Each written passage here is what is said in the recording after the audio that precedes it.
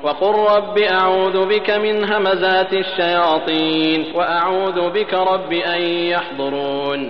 বলুন, হে আমার পালনকর্তা, আমি শয়তানের প্ররোচনা থেকে আপনার আশ্রয় প্রার্থনা করি, এবং হে আমার পালনকর্তা, আমার নিকট তাদের উপস্থিতি থেকে আপনার আশ্রয় প্রার্থনা করি। আউযু বিল্লাহি মিনাশ শাইতানির রাজীম। বিসমিল্লাহির রহমানির রহিম। রব্বি ইশরাহ লি সাদরি ওয়া ইয়াসসির লি আমরি ওয়াহলুল উকদাতাম মিন লিসানি ইয়াফকাহু কওলি। আল্লাহুম্মা সাল্লি আলা মুহাম্মাদ ওয়া আলা আলি মুহাম্মাদ। বিসমিল্লাহির রহমানির রহিম। আমরা ৩-৪খানা আয়াত গত তেলাওয়াতের সঙ্গে নিয়ে নেব। বিসমিল্লাহির রহমানির রহিম। আয়াত ৯৭ থেকে জাআলাল্লাহুল কাবাতাল বাইতাল হারাম, বানিয়েছেন আল্লাহ কাবাকে পবিত্র ঘর, কিয়ামান লিন্নাস, মানুষের জন্য অবস্থানের জায়গা, ওয়াশ-শাহরাল হারামা,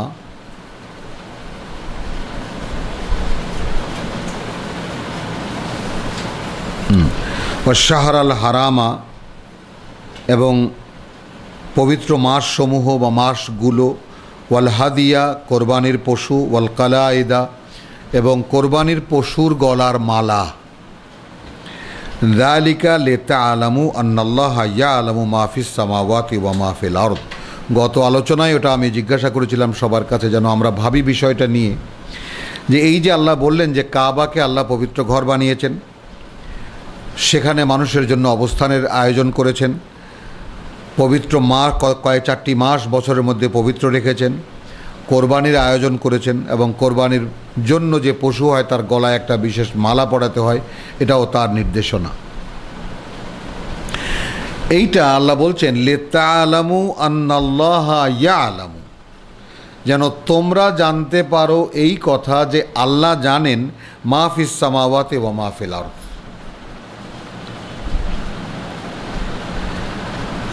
ওয়া আন্নাল্লাহা বিকুল্লি শাইইন আলিম। কি মানে আমরা কোনো মিল পাই কথাটার, অথচ প্রত্যেকটা জিনিসের সঙ্গে প্রত্যেকটা জিনিস যুক্ত। মানে হজের যে মূল উদ্দেশ্য, কাবার এই আয়োজনের যে মূল উদ্দেশ্য সমস্ত মানবতার জন্য, সেই কথা এই আয়াতে বলা হয়েছে। আইটেমগুলো কি কি আমরা যদি একটু লক্ষ্য করে দেখি। বিসমিল্লাহির রহমানির রহিম। যা প্রথম কথা, জাআলাল্লাহুল কাবাতা আল বাইতাল হারাম,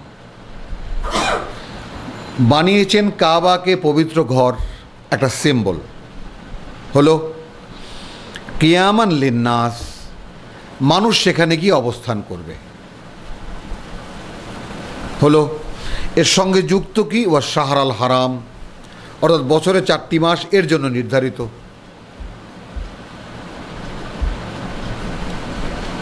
অর্থাৎ সৌদি আরবে গিয়ে যদি কেউ হজের সময় যায় বা হজের উদ্দেশ্যে যায়, তাহলে 4 মাস বা 4 মাসের কোনো কথা নেই, সে লোক সেখানে বৈধ।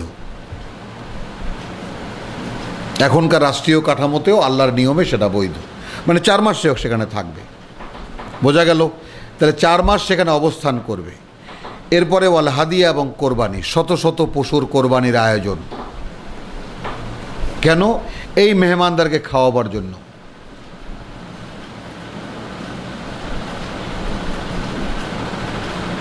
বল কালায়দা, অর্থাৎ সেই পশুর গলায় যে মালা পরানো হয়, চিহ্নিত, মানে কোরবানির পশু চিহ্নিত করার জন্য। বোঝা গেল? তাহলে লোকগুলো, মানুষেরা কাবাকে উদ্দেশ্য করে গেছে, সেখানে অবস্থান করছে, খাদ্যের আয়োজন হচ্ছে, হচ্ছে কি না আল্লাহরই ব্যবস্থাপনায়, কোরবানি হচ্ছে পশু, হাজার হাজার পশু। যালিকা লিতা'লামু, এটা এই আয়োজন এই কারণে যেন তোমরা জেনে নিতে পারো আন্নাল্লাহা ইয়া'লামু মা ফিস সামাওয়াতি ওয়া মা ফিল আরদ, মানে যেটুকু জানো আর না জানো, সেখানে বসে যে আলোচনা, সেখানে যে অবস্থানের ব্যাপারগুলো, মিনায় অবস্থান, মুজদালিফায় কিছুক্ষণ, আরাফাতে অবস্থান, তারপরে হারামে বা তোমার যাকে বলে তাওয়াফ, তাই না, এই যে সমস্ত আয়োজন, ওখানে শুধু অবস্থান আর অবস্থান, ওখানে তো আর কিছু নাই, শুধু আল্লাহর কথা আলোচনা, যিকরুল্লাহ কাসীরান।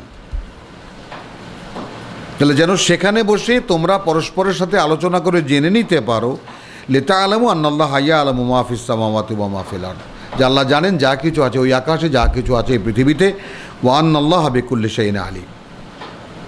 এবং আরও এই কথা যে আল্লাহ প্রত্যেকটি জিনিসের ব্যাপারে পূর্ণ অবগত। ইআলামু আন্নাল্লাহা শাদীদুল ইকাব, আরও জেনে রাখো তোমরা যে আল্লাহ শাস্তি দানে অত্যন্ত কঠোর। ওয়া আন্নাল্লাহা গাফুরুর রাহিম, অপরদিকে এই আল্লাহই আবার অত্যন্ত ক্ষমাপরায়ণ এবং তিনি অত্যন্ত দয়ালু। মা আলার রাসূল ইল্লাল বালাগ, নেই দায়িত্ব আমার রসুলের উপরে, আমার বার্তাবাহকের উপরে পৌঁছে দেওয়া ছাড়া, আমার বার্তাবাহকের উপরে পৌঁছে দেওয়া ছাড়া আর কোনো দায়িত্ব নেই। ওয়াল্লাহু ইয়ালামু মা তুবদুনা ওয়া মা তাকতুমুন, এবং আল্লাহ এটাও জানেন যা তোমরা গোপন করো আর যা তোমরা প্রকাশ করো আর যা তোমরা গোপন করো। আমরা যেন কথাগুলো মনে রাখার চেষ্টা করি। কুল লা ইস্তাবি আল খাবিস ওয়াত তাইয়্যিব, সমান হয় না বা সমান হবে না, সমান নয় মানে অপবিত্র আর উৎকৃষ্ট, নিকৃষ্ট আর উৎকৃষ্ট। খাবিস ওয়া আত-তাইয়্যিব, নিকৃষ্ট আর উৎকৃষ্ট। এখানে আল্লাহ কি বলছেন?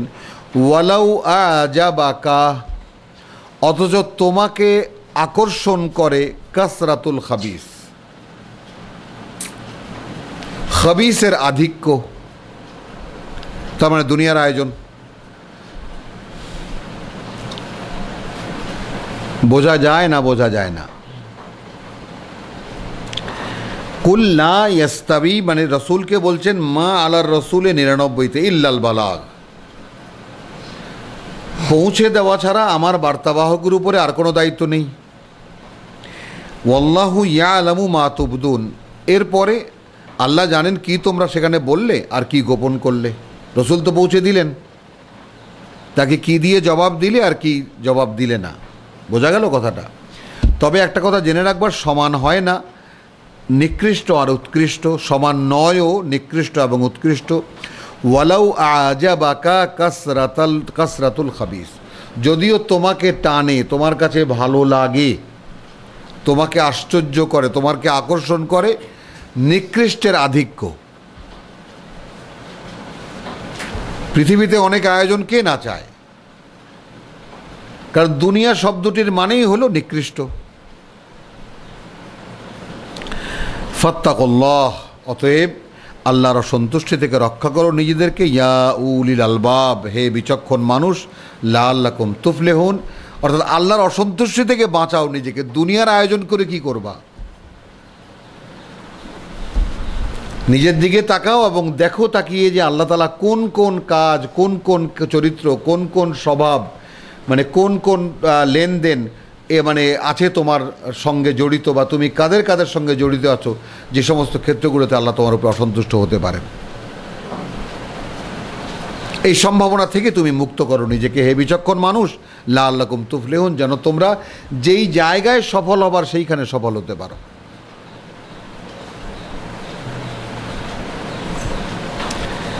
ইয়া আইয়ুহাল্লাযীনা আমানু, হে বিশ্বাসীরা, লা তাসআলু আন আশিয়া ইন তুবদা লাকুম তাসুউকুম, হে বিশ্বাসীরা, তোমরা জিজ্ঞেস করে বসো না এমন কোনো জিনিসের ব্যাপারে, যদি তা প্রকাশ করে দেওয়া হয় তাহলে তোমাদের কাছে তা খারাপ লাগবে। কারণ কি? ওয়াইন তাসআলু, কারণ তোমরা যদি জিজ্ঞেস করো আনহা এমন কিছুর ব্যাপারে, হিনা ইউনাজ্জিলুল কোরআন, যখন কোরআন নাজিল হচ্ছে, তুবদা লাকুম, সেটা যদি প্রকাশ করে দেওয়া হয় তো প্রকাশ করে দেওয়া হবে তাকেই, সেটাকেই ফরজ করে দেওয়া হবে। এই জায়গাটা ভয়ঙ্কর একটা জায়গা কোরআনের, যে আল্লাহ তাআলার মনোনীত যে সমস্ত কথাবার্তা সেগুলোকে আল্লাহ তাআলা ধারাবাহিকভাবে পাঠাচ্ছেন।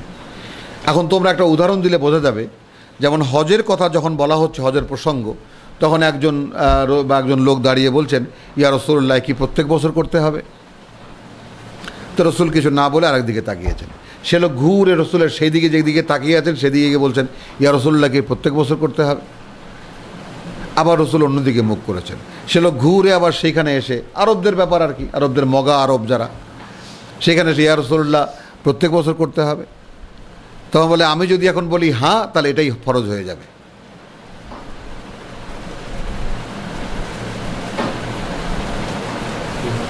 বোঝা গেল কথাটা? আরও এক জায়গায় কথাটা আছে, প্রসঙ্গটা, যে কোরআন যখন নাজিল হচ্ছে, হ্যাঁ কোরআন যখন নাজিল হচ্ছে তখন তোমরা শুধু আল্লাহ যা দিচ্ছেন, যা দিচ্ছেন না মনে করো করুণা, বাড়তি প্রশ্ন করতেই যেও না। তো এখন যদি আমরা আমাদের শরীয়তের দিকে তাকাই, তাহলে কোরআনের বাইরে কত অসংখ্য বাড়তি জিনিস আছে। আজকের দিনে এই কোরআনকে সামনে রেখে সেই প্রশ্ন করা যায় কি না? তো প্রশ্নটা বিবেচনার জন্য সকলের সামনে রাখা হলো। ওয়াইন তাসালু আনহা হিনা তুনাজ্জিলুল কোরআন, যখন কোরআন নাজিল হচ্ছে তখন যদি তোমরা এরকম কিছু জিজ্ঞেস করে বসো, তুবদা লাকুম, সেটাই খুলে দেওয়া হবে তোমাদের জন্য, সূচনা করে দেওয়া হবে তোমাদের জন্য। আফা আল্লাহ আনহা, দেখো যা বলেননি আল্লাহ, মনে করবা যে সেটা আল্লাহ ক্ষমা করে দিয়েছেন, সেটা সেখান থেকে আল্লাহ এড়িয়ে গেছেন বিষয়টা থেকে। আল্লাহু গফুরুন হালিম, যেহেতু আল্লাহ অত্যন্ত ক্ষমাপরায়ণ, তিনি সহনশীল। কাদ সাআলাহা কওমুন মিন ক্বাবলিকুম, এইভাবে জিজ্ঞেস করেছে একটা জাতি তোমাদের আগে, সুম্মা আসবাহু বিহা কাফিরিন, হলো তারপর, অর্থাৎ এরকম অতি ভক্তি, অতি প্রশ্ন তোমাদের আগের যে উম্মত তারাও করেছিল, কিন্তু করে টোরে শেষ পর্যন্ত তারা সকল সমুদয় উম্মত কাফেরে পরিণত হয়েছে। সুবহানাল্লাহ বিহামদিহি সুবহানাল্লাহুল আযীম। মানে আজকের দিনে আমাদের জন্য এই দুখানা আয়াতকে একত্রিত করলে, ভাবতে গেলে, যে আমরা যদি কোরআনকে যদি সমুদায় মাথায় নিতে পারতাম, তাহলে দেখতাম যে আল্লাহ রাব্বুল আলামিন আসলেই একে কি বানিয়েছিলেন। আমরা তো কেউ জানি না বিষয়টা, কেউ জানি না। আমরা সমস্ত মনোজগতের জন্য ভাবনার আয়োজন অনেক, যেই মনের ক্ষমতাও অনেক। বোঝা গেল কথাটা? সমস্ত ওপারের যাবতীয় পরিণতি সব, জান্নাত জাহান্নাম, কি হবে কেয়ামতের দিনে, ফেরেশতারা, আল্লাহ স্বয়ং, এই সমস্ত সৃষ্টি জগতের সব কিছু, এ সব কিছু মনের পক্ষে ভাবা সম্ভব? সম্ভব? কাজেই সেরকম মনকে আল্লাহ বিশাল ব্যাপ্তি দিয়েছেন, এবং সে সব কিছু নিয়ে ভাবতেও পারে। তো কোরআনের শিক্ষা মূলত মনোজাগতিক শিক্ষা। হ্যাঁ, তো মনোজাগতিক শিক্ষা মানে কি? মনই তো মানুষের চালিকা শক্তি। মানুষ যা ভাবে পরবর্তীকালে তা হয়েই সে আত্মপ্রকাশ করে। হিউম্যান ফিলসফির কথা, মানবীয় দর্শনের মূল কথা, মানুষ যা ভাবে পরবর্তীকালে তা হয়েই সে আত্মপ্রকাশ করে। অর্থাৎ আপনি যা ভাববেন সেই কাজটাই তো পরে করেন আপনি, বা আমরা যে কাজটাই করি সে কাজটার ব্যাপারে আগে ভাবি, তারপর সে কাজটা আমরা করি। তো সেই রকম কথা আর কি, যে সেই ভাবনার বিষয়টা, যে কি ভাববেন, কিভাবে ভাববেন, হ্যাঁ কোন রকম করে ভাববেন, সেই ভাবনা শেখায় কোরআন। তারপরে করণীয় খুবই সামান্য যা দিয়েছে। হ্যাঁ, এই জন্য কোরআন, ওই যে বলেন না যে কোরআনে মাত্র 500 550 বিধান, আর তাহলে 6000 বাদবাকি 6000 6500 আয়াত কিসের? যদি 6236 আমরা বলি, তাহলে বাদবাকি 6000 বা 6500 আয়াত কিসের? ভাবেন জিনিসটা। যা সব মনোজাগতিক শিক্ষা আর দৈহিক অনুশীলনের জন্য সামান্য কিছু করণীয় আল্লাহ দিয়েছে। এই জন্য সিরাতাল মুস্তাকিম বলা হয়। এই জায়গাটায় আমরা যে দুটো জিনিসকে সামনাসামনি পেলাম, যে কোরআন নাজিলের প্রেক্ষিতে, এখন তো কোরআন নাজিল হয়ে আসছে, এখন উল্টোপাল্টা কোনো প্রশ্ন, বাড়তি প্রশ্ন করে বসো না। যা আল্লাহ দিচ্ছেন চুপচাপ শোনো। সেখানে তোমার কৌতূহলের অনুযায়ী যদি কিছু না দিয়ে থাকেন, জানবা আল্লাহ তাআলা তোমায় ক্ষমা করেছেন।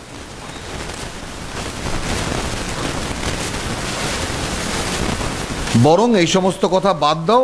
হ্যাঁ, কারণ কি? কাদ সাআলাহা, এইভাবে জিজ্ঞেস করেছিল কওমুন, একটা উম্মত, মিন ক্বাবলিকুম, তোমাদের আগে যারা ছিল, যখন না মুসার কাছে,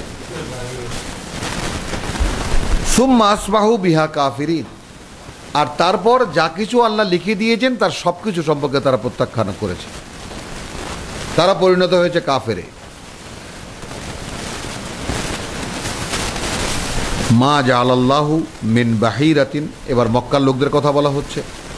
বানাননি আল্লাহ কোনো বাহিরা, ওয়ালা সাইবা, আর না কোনো সাইবা, ওয়ালা ওয়াসিলা, ওয়ালা আল হাম, ওয়ালা হাম, আর না ওয়াসিলা না হাম। ওয়ালাকিন্নাল্লাযীনা কাফারু, বরং এখন যারা মুহাম্মদকে প্রত্যাখ্যান করছে বা আল্লাহর আহ্বানকে যারা অস্বীকার করছে, হ্যাঁ, ইয়াফতারুনা আলাল্লাহিল কাযিবা, আল্লাহর নামে এই সমস্ত মিথ্যাগুলোকে বানিয়েছে। কারণ যেহেতু আল্লাহর ঘরের তত্ত্বাবধায়ক তারা, মোতাওয়াল্লি তারা, আল্লাহর ঘর হিসেবেই এখানে হজ করতে আসে আরবের 360টা গোত্র বা সমস্ত আরব উপদ্বীপের মানে গোত্রীয় মানুষরা, যাযাবর মানুষরা, বা চারিদিকে যে সমস্ত ছড়িয়ে ছিটিয়ে স্থানে থাকে স্থানীয় বা অস্থানীয় মানুষরা হজ করতে আসে। তো সে আল্লাহর নামে এরা এই মানে কি কি বানিয়েছে, বাহিরা, সায়েবা, ওয়াসিলা এবং হাম। একটু আমরা দেখে নেই যে বাহিরা সেই উষ্ট্রিকে বলা হয় যে 5 বার শাবক প্রসব করেছে, 51 টিকায় আছে, এবং শেষবারে পুং শাবক প্রসব করেছে। জাহিলিয়াতের যুগে আরববাসীরা এইরূপ উষ্ট্রির কান চিরে দিয়ে তাকে স্বাধীনভাবে বিচরণ করার জন্য ছেড়ে দিত। অর্থাৎ আমাদের দেশে আল্লাহর বলদ, খোদার খাসি আমরা যেগুলোকে বলি,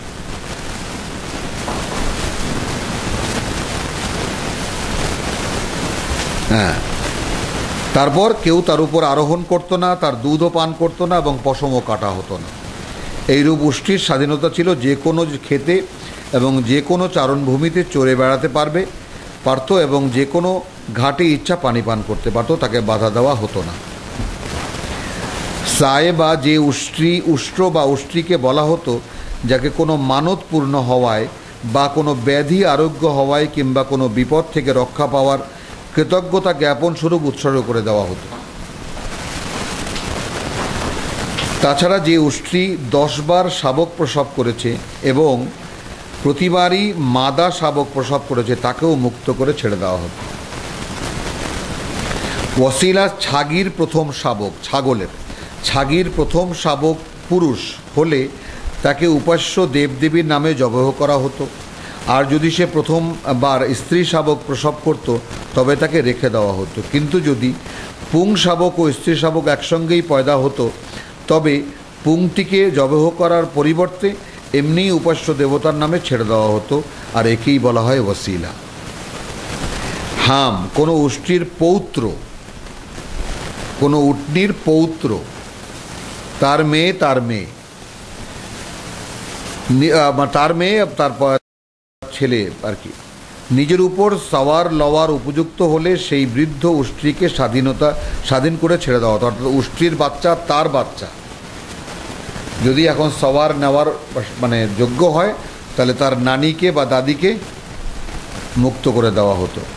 আবার কোনো উষ্ট্রের ঔরসে যদি 10টি সন্তান জন্মলাভ করত তবে সেও স্বাধীনতা লাভের হকদার হতো।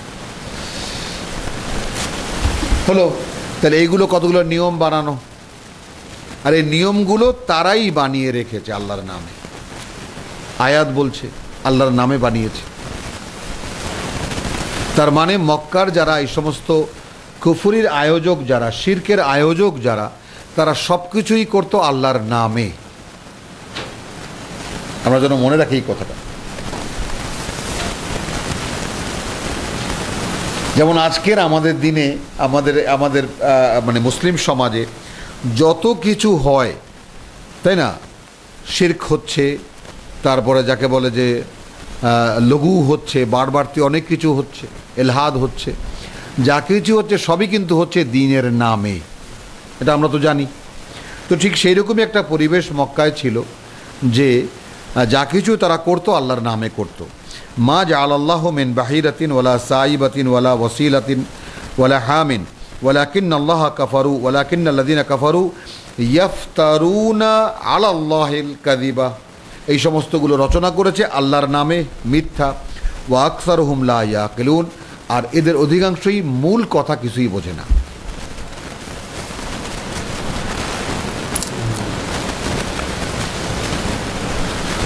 ওয়াইদা কিল লাহুম তাআলাউ ইলা মা আনজালাল্লাহ, এই যে আহ্বান, আমরা এই আহ্বান কোরআনে কত জায়গায় আছে এবং আহ্বানের ধরনটা আল্লাহর শেখানো হলো। মানে এই যে নিট আহ্বান যে ভাই আল্লাহ যা নাজিল করেছেন সেই দিকে আসেন। তাহলে কিতাবের দিকে আমরা যে মানুষকে আনতে পারছি না, সমস্ত আলেম উলেমা এবং দাঈর আল্লাহ, ইসলামের যত প্রাতিষ্ঠানিক রূপ আছে, তাই না, দাওয়াতি রূপ আছে, সবাই যদি এইভাবে যেইভাবে রসুল করেছেন আর আল্লাহর আদেশে, অর্থাৎ রসুলের তো কোনো সুন্নত হয় না, কোরআনে রসুলের সুন্নত বলে কোনো জিনিস কোরআনে নেই। কারণ এরপরে রসুলের সুন্নত বলে কোন জিনিসটা একটা শক্ত একটা জিনিস দাঁড়িয়েছে, সেটা দাঁড়িয়েছে কোন শক্তিতে? কারণ তার কোনো ইঙ্গিতও এখানে নেই, কোরআনে নেই যে রসুলের আলাদা করে কোনো নিয়ম হতে পারে। আলাদা করে, আমি কথাটা বারবার বলছি, আলাদা করে, বরং রসুলের সুন্নত তাই যা আল্লাহর সুন্নত। অর্থাৎ সুন্নত মানে তো নিয়ম, যে নিয়ম আল্লাহ রসুলের মাধ্যমে মানুষকে জানিয়েছেন সেইটাই আল্লাহরও সুন্নত, রসুলের সুন্নত। কিন্তু রসুলের সুন্নতের নামে সম্পূর্ণ মানে আল্লাহর ফরজ বলে আল্লাহকে উপরে তুলে দিয়ে রসুলের সুন্নতকে আলাদা করে ফেলা হয়েছে। এবং সেইখানে এত আচার আচরণ এত বেশি করে দেওয়া হয়েছে যে ওইটা একটা বিরাট সাবজেক্ট হয়ে গেছে। এখন সেই সাবজেক্টটা অত বড় কি না, তো অত বড় ওই সাবজেক্ট হতে গিয়ে কোরআন বাদ হয়ে গেছে।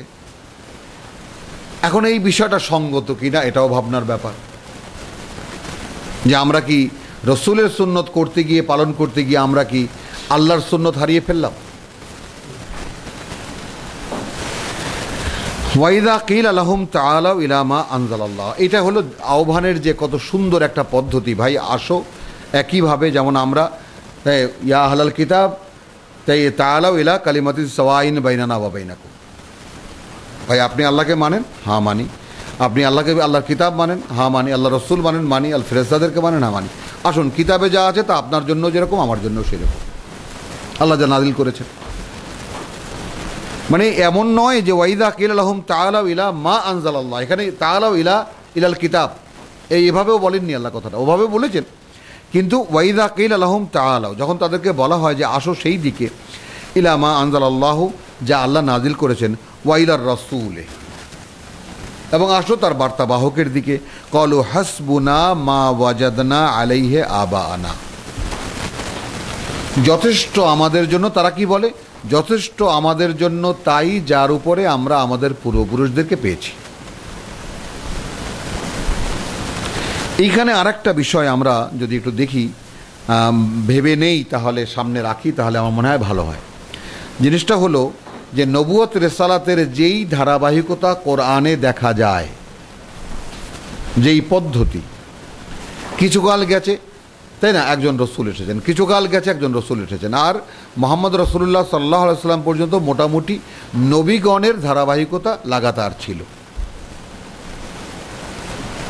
অর্থাৎ যারা পূর্বের কিতাব নিয়ে কাজ করেছেন, আল্লাহর মনোনীত মানুষরাই এরা, অর্থাৎ এরাও কোরআন এদেরকে রসুলও বলেছেন, যেহেতু রিসালাত নিয়ে কাজ করছে। হলো, আর আমরা বিশেষ করে রসুল তাকে বলি যার হাতে কিতাব দেওয়া হয়, যে কোনো কিতাব মানে যাকে দিয়ে প্রকাশ করা হয়। তাহলে এখন এই নবুয়ত রিসালাতের যে ধারাবাহিকতা, তাকে যদি আমরা সামনে রাখি, তাহলে একটা জিনিস একটু খেয়াল করে দেখলেই আমরা দেখতে পারি যে আমরা সূরা বাকারায় যে বনী ইসরাইলের যে কাহিনী শুনে এসেছি, সেখানে মূসার কাছ থেকে কিতাব পেয়েছে যারা প্রথম প্রাপক, যারা আহবার এবং রোহবান, সূরা তওবায় আমরা, সূরা মায়েদায় আমরা দেখে এসেছি, 44-এ দেখে এসেছি। আমরা এসেছি কিনা ভুলে গেছি? ইন্না আনজালনা তাওরাতা ফিহা হুদা ওয়া নূর, আয়াত 44, তাই না? ইয়াহকুমু বিহান নাবিয়ুন আল্লাযিনা আসলামু লিল্লাযিনা হাদু, নবীরা তো ছিল সম্পূর্ণ আল্লাহতে সমর্পিত, কিন্তু বিচার ফয়সালা করতো তা দিয়ে যারা ইহুদি হয়ে গিয়েছিল, ওয়া রাব্বানিয়ুনা ওয়াল আহবার, এবং রাব্বানি যারা, আহবার যারা, বিমাস্তুহফিজু মিনাল কিতাব মিন কিতাবিল্লাহ, যাদেরকে আল্লাহর কিতাবের মহাফেজ বানানো হয়েছিল, ওয়া কানু আলাইহি শুহাদা, যেহেতু তারা ছিল প্রথম প্রাপক, শুহাদা বোঝা গেল তো, মানে রসুলের কাছে কিতাব আসছে আর তার প্রথম সাক্ষীদাতা কারা, যারা, তারাই শুহাদা। বোঝা গেল কথাটা?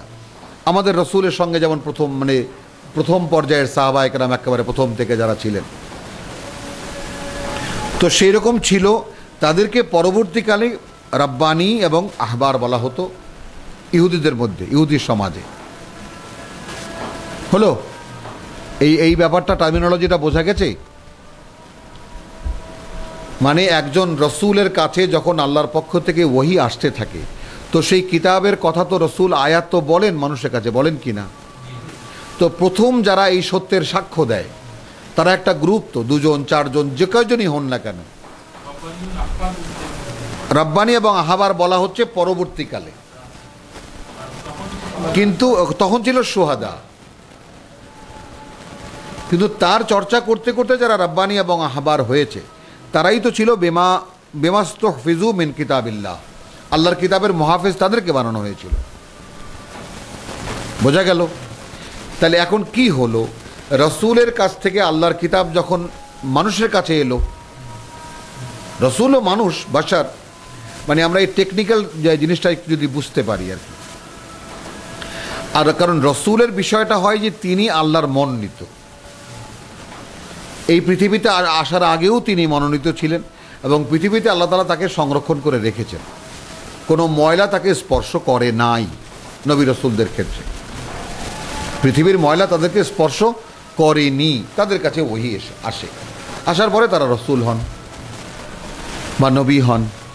এই যে বিষয়টা, সেই বিষয়টাকে সামনে রাখলে আমরা কি দেখব? আর ওই যে প্রথম প্রাপক যারা, সূরা এই যে মায়েদার যে বিষয়টা যে বললাম না, যে এখানে থাকার কথা গাদাগাদি করে বিধান আর বিধান, বিধান আর বিধান, কিন্তু আসলে আল্লাহর বিধান যেটি কি আল্লাহ বলছেন কি সেই কথাগুলোই দেখার। মূল রহস্যের সমাধান দিচ্ছেন তিনি। সেটা কি? যে আমার কিতাব যারা প্রথম প্রাপক হয়, একটু খেয়াল করে শোনো, যারা প্রথম প্রাপক হয় হলো, তারপর তাদের দ্বিতীয় প্রজন্ম আসে, তৃতীয় প্রজন্ম আসে, তাহলে এই একটা সিলসিলা তৈরি হয়। যেমন আমি এখানে তাবলিগ জামাতের বিষয়টা একদম নাম ধরে সামনে রাখি। এইখানে আমরা যদি চিল্লায় যাই তাদের সঙ্গে, তাহলে দেখা যাবে যে ভোর রাত্রে উঠে ফজরের আগে 15 মিনিট সময় দেওয়া হয়, কোরআন তেলাওয়াত করেন, এর অক্ষরে অক্ষরে 10 নেকি। আর এখানে রীতিমতো চর্চা করা হয় একদম উপর থেকে নিয়ে নিচ পর্যন্ত, যে কোরআনের কোনো অর্থ হয় না। কোরআন এক বলেছেন আল্লাহ, বুঝেছেন রসুল, তিনি বলেছেন সাহাবায়ে কেরামকে, বুঝেছেন তারা বলেছেন তাবেঈনদেরকে, তারপর তাবেঈনদেরকে, তারপর আইমায়ে মুজতাহিদিনদেরকে, এইভাবে একটা সিলসিলা হয়ে আসছে। তো আসলে তারা যা বোঝেন সেটাই দিন, আর সরাসরি আল্লাহ কিতাবে যেটা দিয়েছেন এটা শুধু সওয়াবের কিতাব। বিষয়টা সম্পূর্ণ দুই ভাগ কিনা এর বাস্তব নমুনা কেউ যদি স্বচক্ষে দেখতে চান, তাহলে তিনি তাবলিগের 40 দিনে একটা চিল্লায় যান।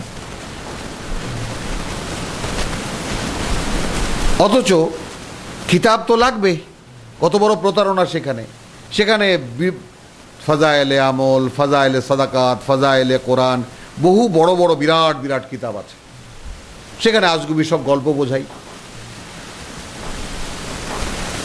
কোথা থেকে এই সমস্ত গল্প এসেছে আল্লাহ জানে।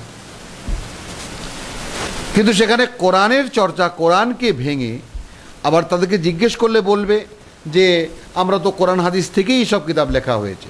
ভাই থেকেই কেন? তা কোরআন আর হাদিস নয় কেন? তাই হোক সরাসরি পাঠ, ওখান থেকে নিয়ে আলাদা করে কিতাব বানিয়ে সেই কিতাব মানুষকে দেখাতে হবে কেন? আল্লাহর কিতাব কি নেই পৃথিবীতে? তার মানে মূল পরিকল্পনা হলো যে আল্লাহর কিতাব থেকে মানুষকে আলাদা করা, স্পষ্ট। এখন এটা জানতে হোক বা অজান্তে হোক, সচেতনভাবে হোক বা অচেতনভাবে হোক, হচ্ছে তাই। তো এখন যেটা দেখানো হলো যে এখানে বলছেন, আচ্ছা, তো যেটা বলছিলাম এরপরে একটা সিলসিলা দাঁড়ায়। তো নবী এবং বা রসুল যে কিতাব দিয়ে যান, সেই কিতাবের যারা মানুষ মুহাফেজ হয়, মানুষ সাক্ষী হয়, হলো, তারা একটা ধারাবাহিকতা তৈরি করে। তো তৈরি করতে গেলে তাদের শক্তি এতটাই হয় যে সেই রসুলের পরে যদি কোনো নবী এসেও বলেন যে তোমরা যা করছো এটা সঠিক নয়, রসুল আসলে এই কথাগুলো বলেছেন, কিতাবে আসলে এই কথাগুলো আছে, এই নবীদেরকে এনারা হত্যা করতেন। বিষয়টাকে আমরা বুঝতে পারি? তার মানে কথাটা এইটাই চিরন্তনী ফর্ম। তাহলে এখন আমরা নবুয়ত রিসালাতের যে মূল দর্শন সেটা কেন, অর্থাৎ মানুষের কাছে আল্লাহর কিতাব আসলেই তারা সেইটার একটা ধারাবাহিকতা তৈরি করে, তার মধ্যে অনেক কিছু নিজেদের মিলিয়ে হলো। সেখানে যদি তারপর আল্লাহর কোনো নবী এসেও বলে যে ভাই এখানে তো এই বাড়তি কথাগুলো নেই, যেমন ইয়া আহলাল কিতাব লা তাগলু ফি দীনিকুম, দিনের মধ্যে তোমরা বাড়তি কিছু ঢুকায়ও না, হলো একথা আমরা সূরা মায়েদায় পড়েছি। তো এই জিনিসটা হলো যে দিন নিয়ে বাড়াবাড়ি করে কারা, এইটাকে আমরা স্পষ্ট করি, মানুষ করে। মূল ন্যায় রসুলের কাছ থেকে যারা প্রথম প্রাপক হন তারা ভালো থাকেন, তারপর হয়তো বা ভালো থাকেন, তারপর হয়তো বা ভালো থাকেন। যেমন আমাদের প্রতি জুমার খুতবায় আমরা এই খুতবা শুনেছি কিনা যে খায়রা উম্মাতিন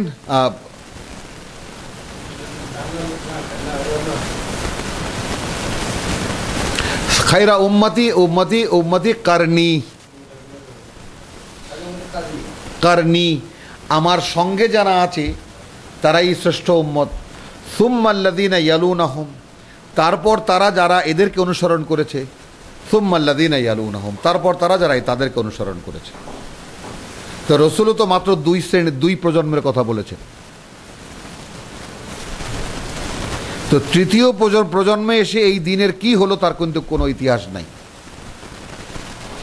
রসুলেরও আগাম কোনো বার্তা নেই, বরং আছে কি লাতাত্তাবিউন্না সুনানা মিন ক্বাবলিকুম, তোমরা আগের উম্মতের সুন্নত অনুসরণ করবা, আমাকে ভুলে যাবা।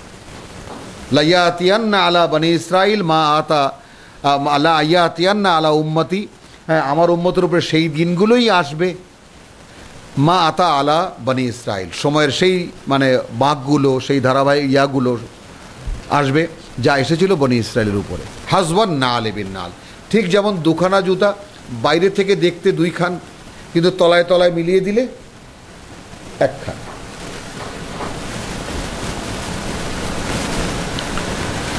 তাহলে মানুষ একটা ধারাবাহিকতা, তারা এত শক্তিশালী হয় যে আল্লাহর নবীদেরকে তারা সমাজ থেকে বের করে দেয়, মিথ্যুক বলে বের করে দেয়, তাই না? আল্লাহর রসুলের রিসালাতের ধারাবাহিক মানে বাহক যারা, তারা হন সমাজে মিথ্যুক পর্যবেসিত হন, প্রমাণিত হন, হত্যাযোগ্য হন, তাই না? ওই মানে সিলসিলাদারদের কাছে তারাও আল্লাহ রসুল এবং সেই আল্লাহ রসুলের সাহাবি তাবেইন তাবেইনের দোহাই দিয়ে তারা একটা ধারাবাহিকতা বানায়। মানে আমার কথাটা হলো যে এত জীবন্ত জিনিস আল্লাহ কোরআনে দিয়ে দিয়েছেন, এটা কি আমাদের কারো চোখে পড়ে না? এবং সর্বশেষ মুহাম্মদ রাসূলুল্লাহ সাল্লাল্লাহু আলাইহি সাল্লামের আগে ঈসা আলাইহিস সালামকে যে কিতাব ইনজিল দিয়েছেন, তার ধারক যাদেরকে বানিয়েছিলেন তাদের হাতে 500 বছর ছিল। এরপরে আল্লাহর কোনো নবী পাঠাননি ঈসা আলাইহিস সালামের পরে। মূসা থেকে ঈসা পর্যন্ত একদম লাগাতার 1400 বছর একদম ধারাবাহিকভাবে ওয়াকাফাইনা মিন বাদিহি বির রসুল ওয়াইয়াদনাহু বির রসুল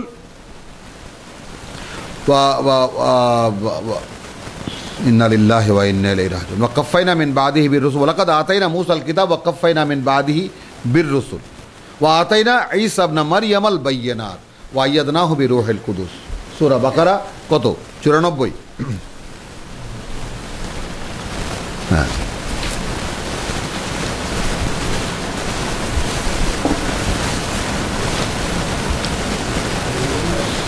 সূরা বাকারা 87, 87।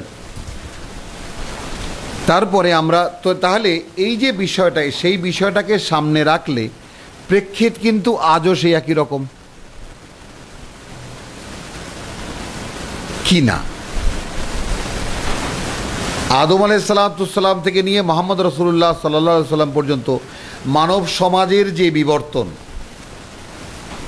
তাই না, তা যেভাবে হয়ে এসেছে, এর সঙ্গে আল্লাহর রসুল, নবী এবং রিসালাতের ধারাবাহিকতা, এর যে বিকাশ এবং প্রকাশ, এ দুটো কিন্তু কোনো কালেই মেলেনি। আচ্ছা, আর মানুষ কি করেছে?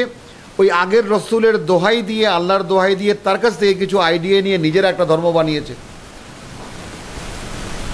সেই ধর্মের মোকাবেলায় চিরকালই নবীরা ব্যর্থ হয়েছে। বোঝা গেল? আল্লাহর মনোনীত মানুষেরা ব্যর্থ হয়েছেন। হলো, আর এরপরে আবার একটা দীর্ঘকাল 1500-2000 বছর পরে আবার নতুন কিতাবকে আল্লাহ তাআলা আবার নতুন নবায়ন করে পাঠিয়েছেন। সেখানে সবচেয়ে বড় কঠিন মোকাবেলা হয়েছে এই দিনদার মানুষের সাথে, যারা বিকৃত দিনের ধারক। তো আজকেও কিন্তু সেই একই প্রেক্ষিত আমাদের সমাজে, কিয়ামত পর্যন্ত এই প্রেক্ষিত একইভাবে অব্যাহত থাকবে। আর উপরন্তু আরও যেটা দুইটা মানে তোমার যাকে বলে যে বাড়তি জিনিস, সেটা হলো যে ফাস্তাবিকু আল খায়রাত বলে আল্লাহ তাআলা 3খানা কিতাব দিয়ে যে 3 জাতিকে ছেড়ে দিয়েছেন। ইহুদিদেরকে তওরাত দিয়ে, মানবে না ইনজিল কোরআন, বেশ ভালো কথা, তওরাতকে বাস্তবায়িত করো। লাস্তুম আলা শাইইন হাত্তা তুকিমুত তাওরাত ওয়াল ইনজিল। হলো, তওরাত ওয়ালাদেরকে তওরাত দিয়ে ছেড়ে দিয়েছেন, বেশ এটাকে বাস্তবায়িত করো। ইনজিল ওয়ালাদেরকে ইনজিল দিয়ে ছেড়ে দিয়েছেন, বেশ এইটুকুই বাস্তবায়িত করো। আর কোরআন ওয়ালাদেরকে বলছেন তোমরা কোরআন বাস্তবায়িত করো। তো কোরআন বলছে কিতাব বাস্তবায়ন করতে, আর আমরা বলছি কিতাব থেকে নিয়ে যে আমরা আইডিয়া করে দিন বানিয়েছি সেটা বাস্তবায়িত করো। তো করণীয় কোনটা? আল্লাহ বলছেন হুবহু আমি যা বলছি, মনের জন্য যেটা বলছি সেটা মনকে দাও, দেহের জন্য যেটা বলছি সেটা দেহকে দাও, পারস্পরিক আচরণের জন্য যেটা বলছি সেটা পারস্পরিক আচরণের ক্ষেত্রে ঠিক সেটাই করো যেটা আমি বলেছি। এরকম যা কোরআন বলেছে। কিতাবের বাস্তবায়ন কথাটা বুঝতে পারি আমরা, বিষয়টা পারি বিষয়টা। ওই যে বললাম যে মাত্র 500-500 মানে বিধিবিধানের আয়াত, তাহলে বাদবাকি 6000 আয়াত কিসের, বা 6500 আয়াত কিসের? মনোজাগতিক বিষয়। তাহলে সেই মনোজাগতিক বিষয় যদি হয়ে থাকে তাহলে মনের মধ্যে ঢুকাও সেটাকে, ভাবো সেইভাবে, চিন্তা করো সেইভাবে, স্বপ্ন দেখো সেইভাবে, ভবিষ্যৎ পরিকল্পনা করো সেইভাবে, তা নিয়ে। বোঝা গেল কিতাবের বাস্তবায়ন। তো কিতাবের বাস্তবায়নটাই হলো আসলে দ্বীনিয়াত। আর দ্বীনের নামে মানুষের তৈরি করা কোনো বা রিচুয়ালস বা কোনো নিয়মকানুনকে মানা দ্বীন নয়, আল্লাহর দ্বীন নয়, সেটা অন্য কোনো দ্বীন হবে। ব্যাপারটা পরিষ্কার? তো সেই জন্য বললাম যে এইখানে কত সুন্দর কার্যকর যদি আহ্বান এইভাবে হয়। ওয়াইদা কিল লাহুম, যখন বলা হয় তাদেরকে তাআলাউ ইলা মা আনজালাল্লাহ, এসো ভাই সকলেই আমরা আসি সেই দিকে যা আল্লাহ নাজিল করেছে। ওয়াইলার রসুল, এবং আসো তার বার্তাবাহকের দিকে। ক্বালু হাসবুনা মা ওয়াজাদনা আলাইহি আবানা, আমাদের জন্য যথেষ্ট যার উপরে আমরা পেয়েছি আমাদের পূর্বপুরুষদেরকে। আসলো পরিষ্কার একেবারে। এখনও একজন আলেম, ট্র্যাডিশনাল আলেমকে নিয়ে যাও, তুমি কোরআন পড়ে শোনাও জনগণকে, একরকম অ্যাকশন হবে। তারপর সেই আলেমকে তার পরবর্তীকালে বা পরবর্তী বক্তা দাও, তিনি বলবেন এসব তো সব ঠিক আছে, কিন্তু আমরা মানবো আমাদের আসলাম। এরকম অভিজ্ঞতা আমার জীবনে যে কত হয়েছে তার কোনো বিষয়। ওনারা দাঁড়িয়ে বলছেন, ওয়াইদ বাজা বলছেন সব ঠিক আছে, কিন্তু আমাদের মানবো আমরা আমাদের সিলসিলা, আমাদের আসলাম। তো এই পূর্বপুরুষদেরকে মানা আর আমাদের আসলাফদেরকে মানার মধ্যে কোনো মৌলিক পার্থক্য আছে? এখানে তো একদম সম্পূর্ণ ন্যাংটা করে বলা হচ্ছে, আমি এই শব্দটাই ব্যবহার করলাম, তাআলাউ ইলা মা আনজালাল্লাহ, ঠিক অতটুকু যতটুকু আল্লাহ নাজিল করেছেন এবং যা তার বার্তাবাহক বলছেন। তো বার্তাবাহক কি বলছেন?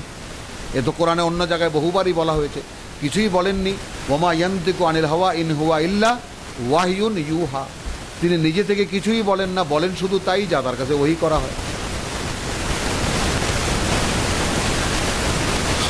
আওয়ালাউ কানা আবাউহুম, এইখানে খুব কঠিন একটা কথা। আচ্ছা, যদি তাদের সেই পিতৃপুরুষ লা ইয়ালামুনা শাইয়ান ওয়ালা ইয়াহতাদুন, যদি এখানে কথাটাকে আমরা ইতিবাচকভাবে নেই, যদি তারা না জেনে থাকেন এমন কিছু, ওয়ালা ইয়াহতাদুন, আর যদি তারা না সঠিক বার্তা সঠিক নির্দেশনা পেয়ে থাকেন, তবুও কি? খেয়াল করেছো? মানে এখন তো ডাকা হচ্ছে রসুল উপস্থিত, ডাকা হচ্ছে সেই দিকে যেদিকে আল্লাহ নাজিল করছেন যার কাছে। সেখানে যদি বলা হয় এমন কিছু যে আমরা আমাদের পূর্বপুরুষদেরকে যে ধারাবাহিকতার উপরে পেয়েছি আমাদের জন্য তাই যথেষ্ট।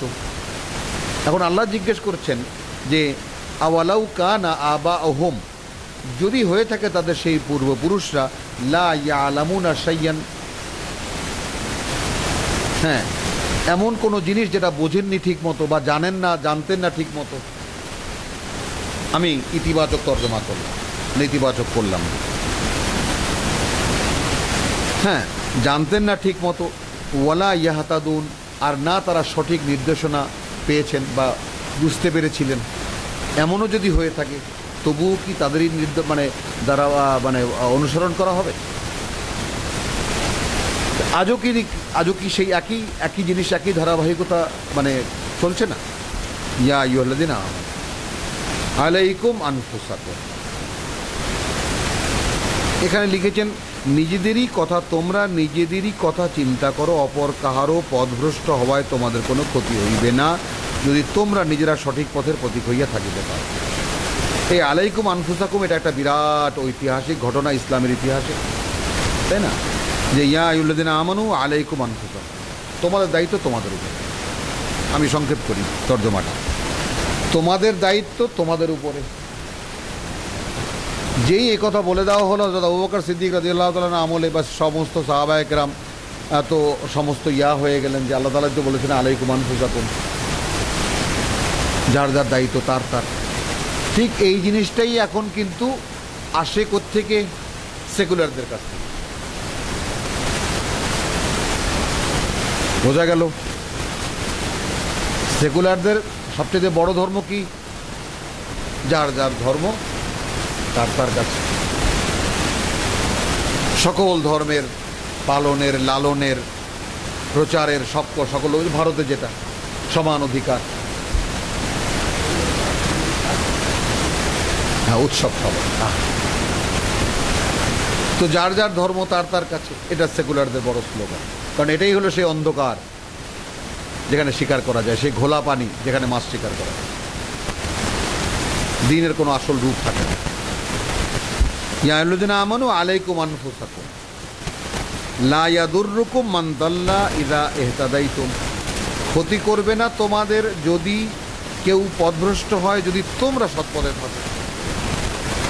খেয়াল করো, তাহলে এইখানে যদি এই তর্জমা করি আমরা যে তোমাদের দায়িত্ব তোমাদের উপরে, তোমরা যদি ঠিক থাকো, তাহলে কে পথ হারালো এতে তোমাদের কোনো ক্ষতি হবে? বিষয়টা কি তাই? বিষয়টা তা নয়। কারণ তোমরা কারা? ইয়া আইয়ুহাল্লাযীনা আমানু যে বলা হলো, কারা এরা? ওয়া কাযালিকা জাআলনাকুম উম্মাতান ওয়াসাত লিতাকুনু শুহাদা আলান নাস, যেন তোমরা হতে পারো মানুষের উপরে সাক্ষীদাতা, ওয়া ইয়াকুনু রাসূলু আলাইকুম শাহীদা।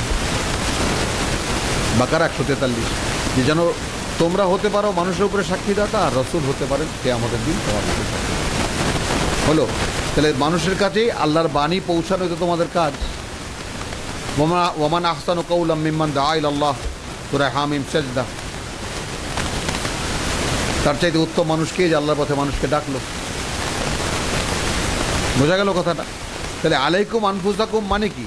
মানে তোমাদের উপরে যে দায়িত্ব, সে দায়িত্ব পুরোপুরি পালন করে। বোঝা গেল? মানে ইয়া আইয়ুহাল্লাযীনা আমানু আলাইকুম আনফুসাকুম, সরল হবে এই যে তোমাদের উপরে দায়িত্ব তোমাদের নিজেদের। তো ইয়া আইয়ুহাল্লাযীনা আমানু বলেই তো শেষ করে দিয়েছেন সমস্ত কিছু। তো তোমাদের দায়িত্ব কি? মানে ইয়া আইয়ুহাল্লাযীনা আমানু কখন তোমরা এইটা সম্বোধন পেয়েছো আল্লাহর পক্ষ থেকে? যখন হয়েছ, তারপর যোগ্য হয়েছ, তারপর আল্লাহ ঘোষণা করেছেন ইয়া আইয়ুহাল্লাযীনা আমানু। 13 বছর তো এই প্রশ্নই ছিল না তোমার। যখন কোরআনের 3 ভাগের 2 ভাগ আত্মস্থ করেছো, বিভিন্ন পরীক্ষা দিয়েছো, সর্বশেষ হিজরতের পরীক্ষাও দিয়েছো ঘরবাড়ি ছেড়ে। মদিনায় যখন এসেছো তখন আমি বলেছি ইয়া আইয়ুহাল্লাযীনা আমানু, সামগ্রিকভাবে স্বীকৃতি দিয়েছি তোমাদের ঈমানের। তো সেই কথা দিয়েই তো শুরু হচ্ছে আয়াত, ইয়া আইয়ুহাল্লাযীনা আমানু, ওহে তারা যারা আমার উপরে বিশ্বাস এবং আস্থা স্থাপন করেছো, আলাইকুম আনফুসাকুম, তোমাদের উপরে দায়িত্ব তোমাদের। তো তোমাদের উপরে দায়িত্ব তোমাদের মানে তোমাদের যা করণীয় সব সহ ওই দায়িত্ব। লা ইয়াদুররুকুম, ক্ষতি করবে না তোমাদের, মান দাল্লা ইযা ইহতাদাইত, যে নিজে এর পরেও যে পথ হারালো, আর যদি তোমরা সঠিক পথে থাকো। ইলাল্লাহি মারজিউকুম, তোমাদেরকে আল্লাহর কাছেই ফিরে যেতে হবে, জামিআন, সকলকে। ফায়ুনাব্বিউকুম, তখন তিনি বলে দেবেন তোমাদেরকে, বিমা কুনতুম তা'মালুন, সেই সব কথা যা যা তোমরা করতে। ইয়া আইয়ুহাল্লাযীনা আমানু শাহাদাতু বাইনিকুম ইযা হাদারা আহাদুকুমুল মাউত, এই বিধান আসলো সলিড। হে বিশ্বাসীরা, তোমাদের মধ্যে সাক্ষ্যদাতা রাখবে যখন তোমাদের কারো মৃত্যু উপস্থিত হয়। হিনাল ওসিয়াতা, সে যখন ওসিয়াত করে। ইসনানে যাওয়া আদলিন মিনকুম, 2 জন তোমাদের মধ্যে, মানে ন্যায়পরায়ণ ব্যক্তিত্ব। আও আখারানে মিন গায়রিকুম, আর অথবা অন্যরা আসবে তোমাদের বাইরে থেকে, মানে তোমাদের পরিবারের বাইরে থেকে। ইন আনতুম দরাবতুম ফিল আরদি, যদি তোমরা তখন ভ্রমণে রত থাকো। তাহলে এখন আছে যে মুশরিক কারো বা ভিনদেশী লোক, তারা তোমাদের স্বধর্মীয় নয়, কিন্তু যদি মৃত্যুমুখে পতিত হওয়ার তখন যদি তোমাদের ওসিয়াত করতে হয়, তাই না, তখন তাদেরকে বলে যাবা, ভাই আমাদের দেশ থেকে যদি কোনো লোক আসে তাহলে তাকে কিন্তু বলবেন আমি মরার সময় এই কথাগুলো বলে গেলাম। পরিষ্কার হলো? হ্যাঁ হ্যাঁ। ইয়া আইয়ুহাল্লাযীনা আমানু শাহাদাতু বাইনিকুম ইযা হাদারা আহাদুকুমুল মাউত, যখন তোমাদের কারো মৃত্যু উপস্থিত হয় তখন তোমাদের মধ্যে সাক্ষী রাখবে হিনাল ওসিয়াতা, যখন ওসিয়াত করবে। ইসনানে যাওয়া আদলিন মিনকুম, 2 জন তোমাদের মধ্যে ন্যায়পরায়ণ ব্যক্তি। আও আখারানে মিন গায়রিকুম, অথবা অন্যদেরকে তোমাদের বাইরে থেকে। ইন আনতুম দরাবতুম ফিল আরদ ফাআসাবাতকুম মুসিবাতুল মাউত, যদি তোমরা ভ্রমণে থাকো তখন তোমাদেরকে মৃত্যু এসে ধরে, মৃত্যুর বিপদ এসে ধরে। বোঝা গেল কথাটা? তাহবিসুনাহুমা মিন বাদিস সালাত, এরা দাঁড়িয়ে যাবে নামাজের পরে। ফায়াকসিমানে বিল্লাহ, আল্লাহর নামে শপথ করবে বা কসম করবে। ইন ইরতাবতুম লা নাশতারি বিহি সামানান, সামানান, আচ্ছা, ইন ইরতাবতুম,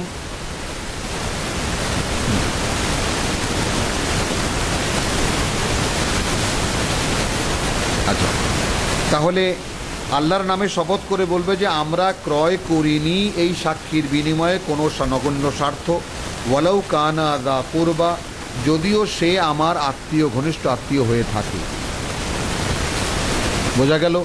মানে মৃত্যুর সময় যে ব্যক্তি ওসিয়াত করে গেছে, তো যারা সেই সময় উপস্থিত ছিল, ওসিয়াত যারা শুনেছে, তাদের যদি সেই ওসিয়াত গ্রহণের কোনো প্রয়োজন কখনো দেখা দেয়, তখন তোমরা তাদেরকে নামাজের পরে মসজিদে দাঁড় করাও, এবং তারা দাঁড়িয়ে শপথ করে বলবে আল্লাহর নামে যে আমরা কোনো, আমাদের নিকটাত্মীয় হলেও আমরা কোনো স্বার্থের বিনিময়ে বিক্রি হয়ে যাইনি, তাই না, যদিও আমাদের ঘনিষ্ঠ আত্মীয়। আচ্ছা, ওয়ালা নাকতুমু শাহাদাতাল্লাহ, আর আমরা আল্লাহর কোনো সাক্ষী গোপন করব না। ইন্না ইযান লামিনাল আসিমিন, যদি আমরা এরকম কিছু করি তাহলে আমরা পাপিষ্ঠদের মধ্যে গণ্য হব। ফাইন ওসিরা আলা আনহুমা ইস্তাহাক্কা ইসমান, কিন্তু যদি এইরকম সংবাদ পাওয়া যায়, জানা যায় যে তারা দুজনেই ইস্তাহাক্কা ইসমান, তারা আসলে পাপই কিনেছে, মানে এত কথন রতন করেও মিথ্যা বলেছে। কি বুঝলাম? বুঝতে পারলাম প্রকৃত বাস্তবতা। সেই কালের মুসলিম সমাজ, সেই কালের মুসলিম সমাজ, যাদেরকে সোনালী যুগের কথা বলি আমরা, ইসলামের সোনালী যুগের কথা বলি আমরা, সেই সময় তোমাদের মধ্যে কেউ যদি ভ্রমণে থাকো, তাহলে প্রথম বিধান তো দেওয়া হলো, দুজন সাক্ষী রাখবে তোমাদের মধ্যে। আবার কি যাওয়া আদলিন মিনকুম, তোমাদের মধ্যে ন্যায় পরায়ণ বলে যাদেরকে মনে হবে তাদের, যে উনি আমার কথাটা ঠিক রাখবেন, আমার ওসিয়তটা ঠিক মতো পৌঁছাবেন। হলো। আর যদি ভ্রমণে থাকো, তাহলে এখন তোমাদের মধ্যে তোমার সঙ্গীর সাথে যদি অল্প হয়ে থাকে, তো তাদের মধ্যে তো তারা, আর যদি তুমি আস্থা না পাও, তাহলে বাইরে ভিনদেশি লোকদের কাউকে বলে যাবা যে ভাই এই তো কাফেলার, কারণ তখন তো পথ নির্দিষ্ট। এইখানে যদি কেউ আপনাদের কাছে জিজ্ঞেস করতে আসে অমুক মানুষটা যখন মারা গেছে তখন কি বলে গেছে, তখন আপনারা এই কথাগুলো বলবেন। এটা হলো কি ওসিয়াতের নিয়ম। এই ওসিয়াত যখন আদায় করবে আবার সমাজ নেবে, যখন এই সাক্ষী, তখন নামাজের পরে তাদেরকে দাঁড় করাবে। তারা আল্লাহর নামে কসম খেয়ে বলবে যে আমরা কোনো কিছু গোপন করছি না বা মিথ্যা বলছি না কোনো স্বার্থের বিনিময়ে, তাই না? আল্লাহর সাক্ষীকে আমরা গোপন বলা নাকতুমু শাহাদাত আল্লাহ, আল্লাহর সাক্ষী আমরা এটা গোপন করব না। ইন্না ইযান লামিনাল আসিমিন, যদি আমরা এরকম কিছু করি তাহলে আমরা পাপিষ্ঠদের মধ্যে গণ্য হব। বোঝা গেল এই ব্যাপারটা একদম স্পষ্ট কিনা? আমি বলছি বারবার, প্রত্যেককে যারা কোরআন অধ্যয়ন করি, কোরআনের বিধানগুলোর পরিপূর্ণতা, যে এর যে কোনো ব্যাখ্যা, তাফসীর, বিশ্লেষণ কোনো কিছুর প্রয়োজন নেই। মানে কোরআনে আল্লাহ রাব্বুল আলামিন যে বিধান দিয়েছেন সেই বিধান সম্পূর্ণ এবং বিস্তারিত কিনা, স্পষ্ট কিনা। তার মানে তাহলে যদি এটা আমাদের মন সাক্ষী দেয় এবং আমাদের কাছে যদি প্রতীয়মান হয় এক সময় যে কোরআনে যে কয়েকখানা বিধান দেওয়া হয়েছে সেই বিধানগুলো সম্পূর্ণ, কোনো ব্যাখ্যা তাফসীরের প্রয়োজন নাই, কোনো বাড়তি কথার প্রয়োজন রাখেননি আল্লাহ। আচ্ছা, এখানে দেখা এরপরে আয়াতে ফাইন উসিরা আলা আন্নাহুমা, কিন্তু যদি জানা যায় যে তারা দুজনেই ইস্তাহাক্কা ইসমা, তারা পাপই কামাই করেছে, অর্থাৎ মিথ্যা বলেছে, ফাআখারানে ইয়াকুমানে, তখন অন্যরা দুজন দাঁড়াবে। আয়োজনটা কিভাবে হবে তাহলে? সমাজের আয়োজনটা মাকামাহুমা, তাদের দুজনের জায়গায়, মিনাল্লাযিনা ইস্তাহাক্কা আলাইহিম আল আউলায়ানে, তাই না? তাহলে দাঁড়াবে কারা? তাদের মধ্যে থেকে যারা নষ্ট করতে চেয়েছিল তাদের হক। ফায়ুকসিমানে বিল্লাহ, তারা আবার আল্লাহর নামে শপথ করবে। হ্যাঁ, শাহাদাতুনা আহাক্কু মিন শাহাদাতিহিমা, আমাদের সাক্ষী সত্য তাদের সাক্ষীর চাইতে। ওয়ামা ইতাদাইনা ইন্না ইযান লামিনাজ যালিমিন, আর আমরা কোনো সীমালঙ্ঘন করছি না, যদি করি তাহলে আমরা জালেমদের মধ্যে গণ্য হব, বা আমাদের সর্বনাশ আমরাই করব। হলো এই যে সাক্ষীর ব্যাপারটা দেখা গেল। এইভাবে কোরআনী বিধান যদি আমরা একটু তাকিয়ে দেখি, যে বললাম যে কোরআনী শরিয়ত সরাসরি যা তার যে রূপ, সেখানে ঈমানের থেকে, দাওয়াত থেকে সমাজের সর্বস্তরেই সাক্ষীর প্রতিষ্ঠাই হলো কোরআনের ব্যাপার। সাক্ষী থাকো, সাক্ষী রাখো।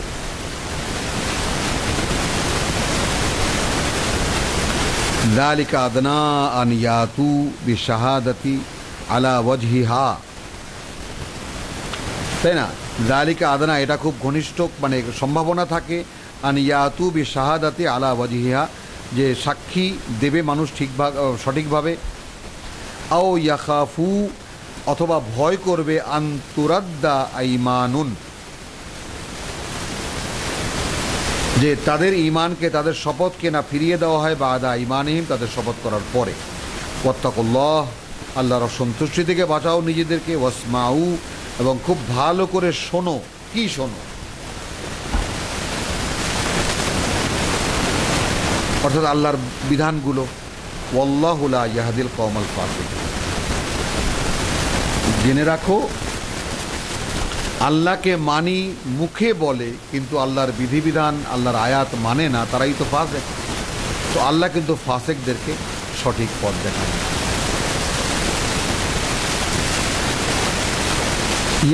ইয়াউমা ইয়াজমাউল্লাহুর রাসূলু, যেই দিন সমস্ত রসুলগণকে একত্রিত করা হবে, ফায়াকুল মাযা উজিবতুম, এবং বলা হবে কি জবাব দেওয়া হয়েছে হে রসুলরা তোমাদের জাতি, যার যার জাতির কাছে, যে যে জাতির কাছে যে যে রসুল পাঠানো হয়েছে সেই সেই রসুলগণকে একত্রিত করে জিজ্ঞেস করা হবে তোমাদের জাতি তোমাদেরকে কী কী জবাব দিয়েছিল।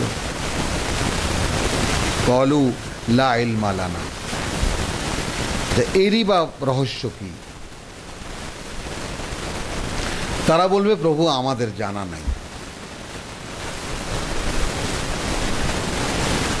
এটা কি করে সম্ভব হলো? আচ্ছা, এনিওয়ে দেখছি না আমরা, আমাদের জানা নাই মানে কথাটা কোন জায়গায় সেট করব আমরা? লা ইলমা লানা, এই ব্যাপারে আমাদের কোনো অবগতি নেই। ইন্নাকা আনতা আল্লামুল গুয়ুব, ইন্নাকা আনতা আল্লামুল গুয়ুব, তুমি আল্লাম, তুমি সব জানতা সমস্ত অদৃশ্যের। ইয কাল আল্লাহু ইয়া ঈসা ইবনে মারইয়াম, যখন আল্লাহ বলবেন হে মারইয়াম পুত্র ঈসা, উযকুরু নি'মাতি আলাইকা, একটু স্মরণ করো কি কি অনুদান বা কি কি অনুগ্রহ ছিল তোমার উপরে, ওয়া আলা ওয়ালিদাতিকা, এবং তোমার মায়ের উপরে। ইয আইয়াদতুকা বিরূহিল কুদুস, যখন আমি সার্বক্ষণিক সহায়তা দিয়েছিলাম তোমাকে পবিত্র আত্মা বা জিবরাইল আমিনকে দিয়ে। তুকাল্লিমুন নাসা ফিল মাহদে ওয়া কাহলান, কথা বলেছিলে তুমি মায়ের কোলে থেকেও এবং পূর্ণ বয়সেও। ওয়াইদ আল্লাম তুকাল কিতাবা, আর যখন আমি তোমাকে শেখালাম, আল্লাম তুকা শেখালাম কিতাব, ওয়াল হিকমা, এবং সেই কিতাবের জ্ঞান, ওয়া তওরাত ওয়াল ইনজিল, অর্থাৎ তওরাত এবং ইনজিল।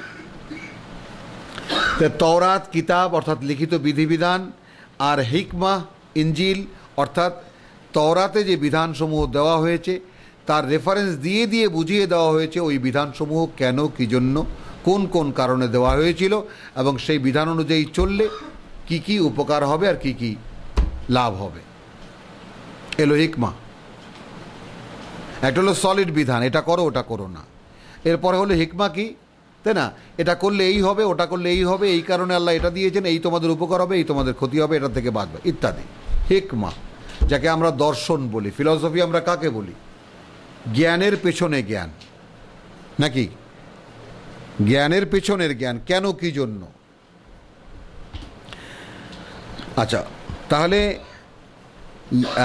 ইয কাল আল্লাহু ইয়া ঈসা ইবনে মারইয়াম উযকুরু নি'মাতি আলাইকা ওয়া আলা ওয়ালিদাতিকা ইয আইয়াদতুকা বিরূহিল কুদুস তুকাল্লিমুন নাসা ফিল মাহদি ওয়া কাহলান ইয আল্লামতুকাল কিতাবা ওয়াল হিকমাতা ওয়াত তাওরাতা ওয়াল ইনজিল, যখন শিখালাম তোমাকে আমরা কিতাব, ওয়াল হিকমা এবং হিকমা এবং দর্শন, ওয়াত তাওরাতা ওয়াল ইনজিল অর্থাৎ তওরাত এবং ইনজিল। তাইলে ঈসা আলাইহিস সালামকে তওরাতও শেখানো হয়েছিল, বোঝা গেল? আয়াত আমরা জেনে নেই বিষয়টা। তাহলে তওরাত ছিল মূসার কিতাব, মূসাকে দেওয়া কিতাব, যেই কিতাব আবার ঈসাকে শেখানো হয়েছিল, বোঝা গেল? এনিওয়ে, কিন্তু সেই হিকমা তো আর মূসাকে দেওয়া হয়নি, কথাটা বোঝা গেল?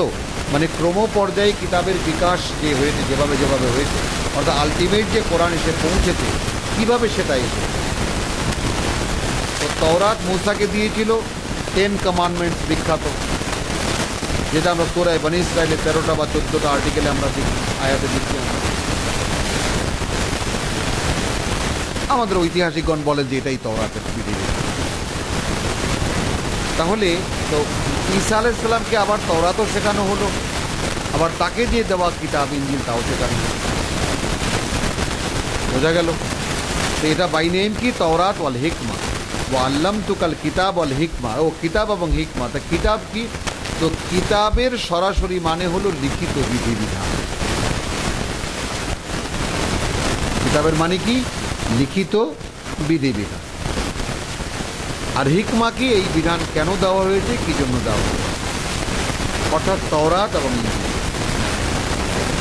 ওয়াইদ তাখলুকু মিনাত তিন, অর্থাৎ কি কি নেয়ামত তোমাকে আমি দিয়েছিলাম স্মরণ করতে বলতে। তারপর নিজেই বলছেন যখন তুমি বানাতে মিনাত তিনে কাদা দিয়ে কাহাই আতি তৈর পাখির মতো একটা আকৃতি বিইজনি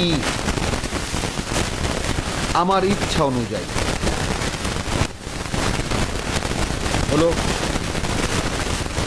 ফাতানফুকু ফিহা, তারপর ফু মারতে তার মধ্যে ফাতাকুনু তয়রান, তারপর সেটা হয়ে যেত একটা জীবন্ত পাখি বিইজনি আমার ইচ্ছা অনুযায়ী। এই যে আমরা বিইজনি বিইজনি বিইজনি, এই যে আল্লাহর ইজনের বিষয়টা কোরআনের ক্ষেত্রে আমি বারবার করে আমাদের ভাইদেরকে অনুরোধ করব যে ইজেন শব্দটি যেন আমরা কোরআন দিয়ে ভালো করে বুঝে নিই। আমি আল্লাহর কোরআন পড়ব, আমি আল্লাহর কোরআন জানবো, বুঝতে চেষ্টা করব বা বুঝবো, এবং কোরআন অনুযায়ী চলার চেষ্টা করব এবং চলব। এই ধরনের যত কিছুই হই না কেন আমার মন মানসিকতায় সব কিছুর উপরে আল্লাহর এজেন লাগবে আগে। যেমন এটাকে আমি উল্টো করে দেখাই যে আমাদের সমাজে খুব হালকা যে জিনিসটা চালু আছে, তাই না, যে আমরা হিন্দুয়ানি যত মোশরেকানা রেওয়াজ আছে সব বিয়ে শাদী তো আমরা করি, হলুদ মলুদ এইটা সেটা কত অনুষ্ঠান আমরা করি, দুই পক্ষের পান চিনি কথাবার্তা বলতে আসা, আদান প্রদান হওয়া, তাই না, মাঝখানে যে রায় কী বলি আমরা ঘটকের আনাগোনা, কত লোকের কথাবার্তা, বাগবিতণ্ডা, এই সমস্ত কিছু হওয়ার পরে বরযাত্রী এলো এবং রীতিমতো টেবিলে খেতে বসে গেল। আর ওদিকে মুরব্বীরা ব্যস্ত জামাইয়ের সঙ্গে কাজী সাহেবকে নিয়ে কথাবার্তা হচ্ছে, অমুকের মেয়ে এত টাকা মোহরানার বিনিময়ে আপনার কাছে বিবাহ দিলাম। একজন উকিল বাবা হয়ে এটা বলছেন, খেয়াল করবেন গোটা অনুষ্ঠানটা। তখন কাজী সাহেব জামাইকে বলছেন, আপনি বলুন আলহামদুলিল্লাহ আমি কবুল করিলাম। এটা হলো ছেলের এজেন্ট হলো। এরপরে আবার 4 জন সাক্ষী সহ পাঠানো হয় মহিলা দরবারে, মহিলা মজলিস মাহফিলে, যান এজেন্ট নিয়ে আসেন। মানে আমরা কথাটাকে আমি এরকম ভাঙছি এই জন্য যে এজেন্ট বিষয়টা আমরা বুঝি কি না। সেই 4 জন গিয়ে আবার অমুকের পুত্র অমুকের কাছে তোমাকে মা বিবাহ দেওয়া হইল, তুমি কি কবুল করিলা? তা সে তখন হয়তো একটু মাথা দোলায় অথবা নীরব থাকে। এই নীরবতাই সম্মতির লক্ষণ। এটা কিছু বলে হই হই করে সেখান থেকে চলে এলো, এজেন্ট পাওয়া গেছে। হলো তাহলে কি হলো, এত আয়োজন সব মিথ্যা যদি তখন মেয়ে বলে বসে না আমি কবুল করিনি।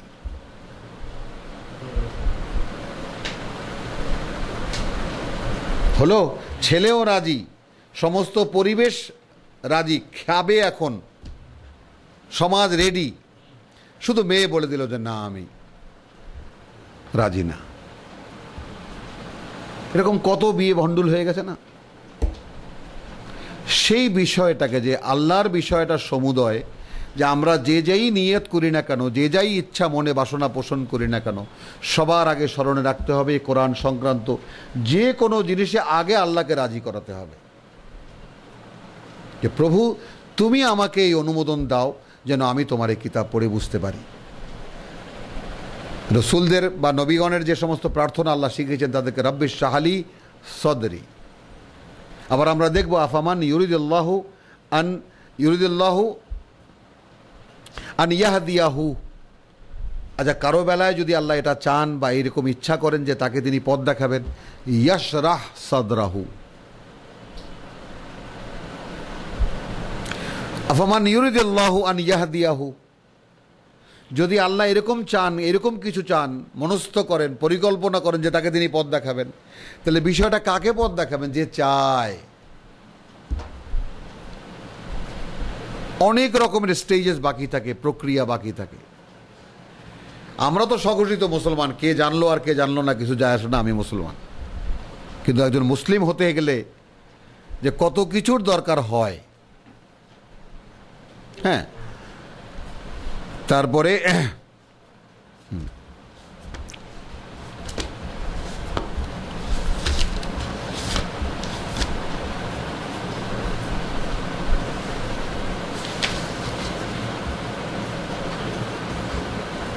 এখানে সূরা রুম,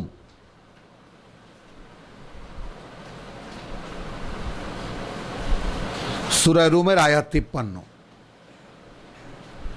আমি যে মুসলিম শব্দটি বলেছি, আমরা যে মুসলমান, আমাদের মুসলমান হতে তো কোনো কষ্ট লাগে না, কিন্তু আল্লাহ তাআলা কোরআনে কি বলছেন, তাই না?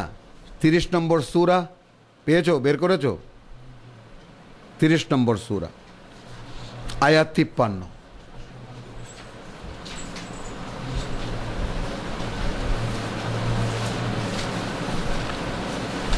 একটু দেখি, ওয়ামা আনতা বিহাদিল উমিয়া।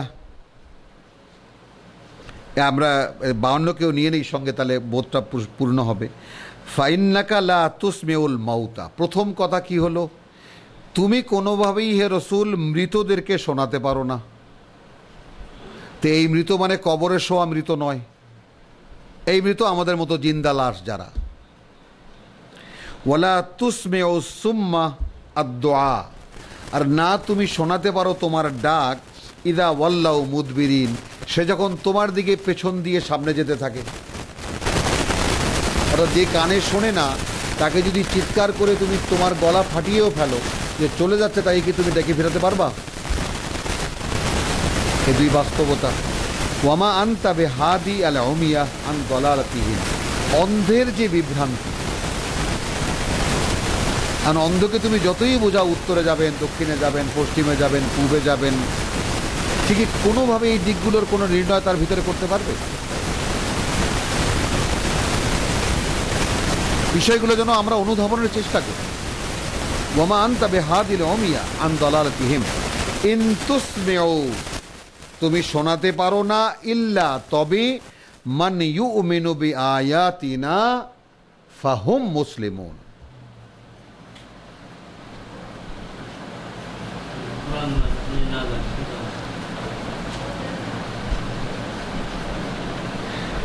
তুমি শোনাতে পারো না কাউকেই, হ্যাঁ, যে বিশ্বাস করে। ইউমিনু আগে ঈমান হলো কিসে? বিআয়াতিনা।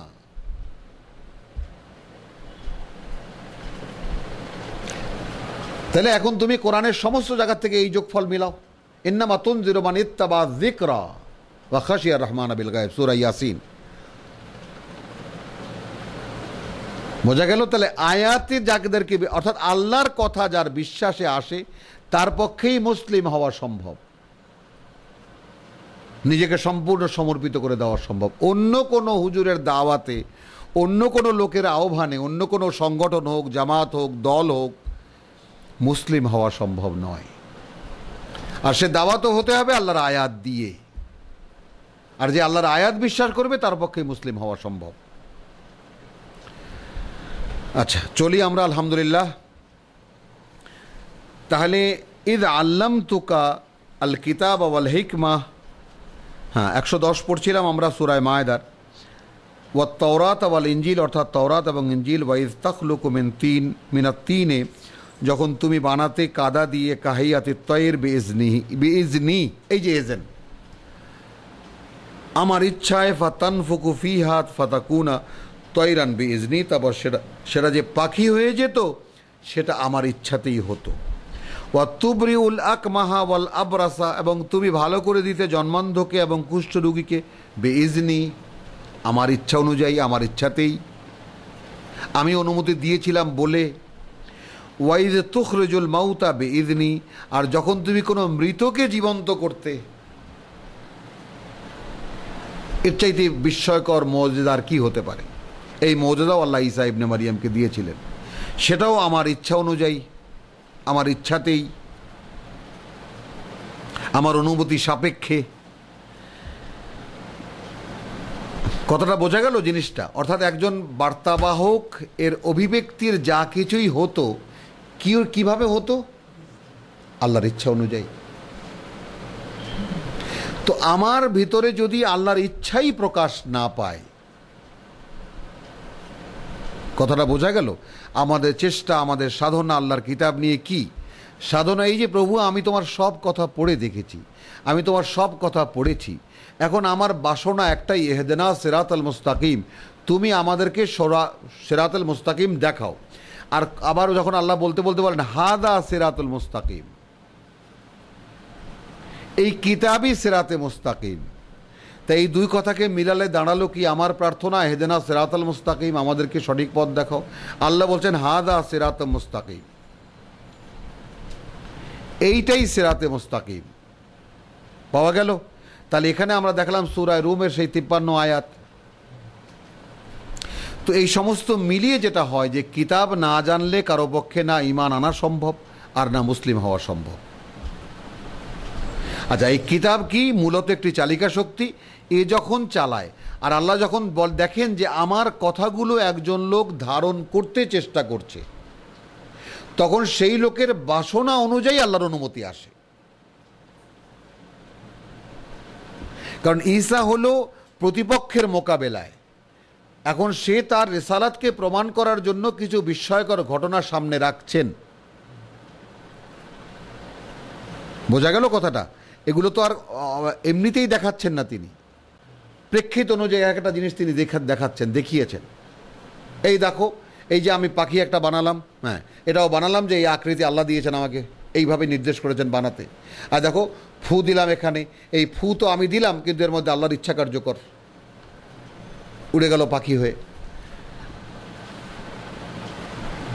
তাহলে আমরা এখান থেকে কি দেখলাম? ঈসাকে দিয়ে আমরা যেটা মূল ব্যাপারটা দেখালাম, যেমন বদর যুদ্ধে রসুলকে বলছেন ওয়ামা রামাইতা ওয়ালাকিন্নাল্লাহ রামা, তুমি বালু নিক্ষেপ করোনি, নিক্ষেপ করেছেন আল্লাহ। অর্থাৎ আল্লাহ হে রসুল তোমার হাতটা ব্যবহার করেছেন।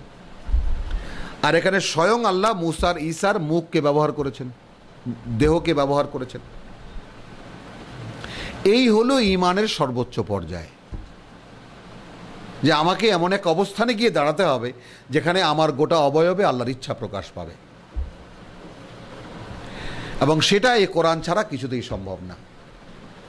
কোরআন এমন এক চালিকা শক্তি, ড্রাইভিং পাওয়ার, যে একটা মানুষ মানে যন্ত্রকে পরিচালিত করবে, মানে সার্থকভাবে, পরিপূর্ণভাবে। ওয়াইজ কাফাফতা বানি ইসরায়েল, এবার শেষ কথা বলছেন, যখন হাত বাড়িয়েছিল, কাফাফ তু, আমি যখন গুটিয়ে দিলাম বনি ইসরায়েলকে, আনকা তোমার থেকে, ইদ জি তা হোম বিল বাইয়িনাত, যখন তুমি এসেছো তাদের কাছে এমন সব বিস্ময়কর জিনিস নিয়ে। ফাকাল আল্লাযীনা কাফারু, যখন তোমাকে যারা প্রত্যাখ্যান করেছিল বলল তাদের মধ্যে কেউ কেউ, ইন হাযা ইল্লা সিহরুম মুবিন, এটা নয় আর কিছুই সুস্পষ্ট জাদু। আলহামদুলিল্লাহ, তো আজকে শেষ করার উদ্দেশ্য ছিল কিন্তু সময় হবে না, এবং আরও 1 ঘন্টা অন্তত 1.5 ঘন্টা লাগবে বাকিটুকু শেষ করতে। আল্লাহু ওয়া আখিরু দাওয়ানা আনিল হামদুলিল্লাহি রাব্বিল আলামিন।